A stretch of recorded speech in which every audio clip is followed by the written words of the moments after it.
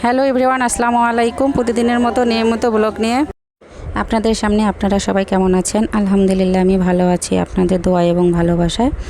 তো আজকে একটা নতুন রেসিপি নিয়ে আসলাম আপনাদের সামনে।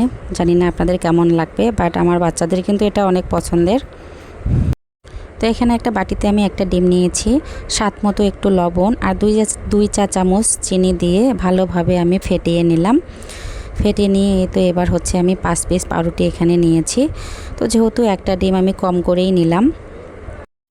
চুলার উপরে তো প্যান বসিয়ে দিয়েছি, সামান্য পরিমাণে তেল দিয়ে দিলাম। আমি অল্প তেল দিয়ে এটা ভেজে নেব। তেলটা ভালোভাবে চারপাশে এভাবে ব্রাশ করে নিতে হবে। নেয়ার পর পাউরুটিগুলো আমি ডিমের মধ্যে দিয়ে দেব। এপাশ ওপাশ করে একটু ভালোভাবে মাখিয়ে নিয়ে আমি প্যানের মধ্যে দিয়ে দিলাম। তেলটাও আমার গরম হয়ে গেছে। এরপরে আমি আরেকটি পাউরুটি এভাবে ভিজিয়ে নিলাম ফেটানো ডিম দিয়ে। তিনটা এভাবে আমি দিয়ে দিলাম, যেহেতু জায়গা হচ্ছে না।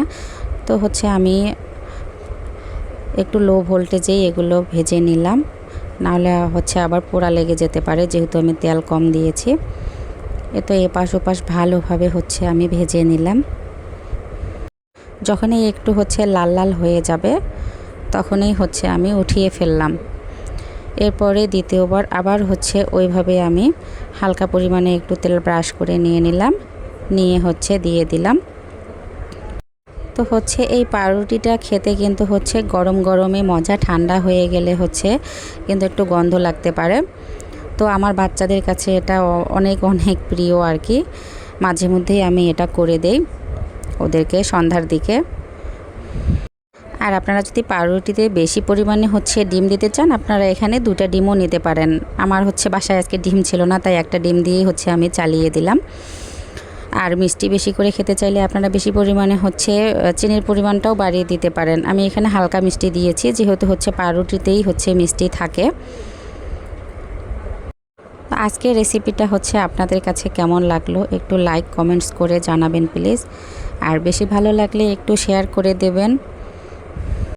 আপনাদের দোয়া এবং ভালোবাসা থাকলে ইনশাল্লাহ আরও নতুন নতুন রেসিপি নিয়ে আপনাদের সামনে আমি হাজির হব।